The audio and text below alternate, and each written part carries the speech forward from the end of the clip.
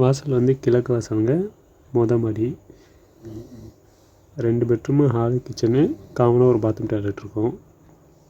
வீடு வந்து ரெண்ட்டுக்கு இருந்தால் 10,000 ரெண்ட்டு, 50,000 அட்வான்ஸு. போகியமாக இருந்தால் 5 லட்ச ரூபா போகியத்துக்குங்க. லொக்கேஷன் வந்து நம்ம 5 ரோடு. 5 ரோட்லேருந்து ஒரு கிலோமீட்டர் வருங்க. இது வந்து 11க்கு 11 பெட்ரூம் சைஸு.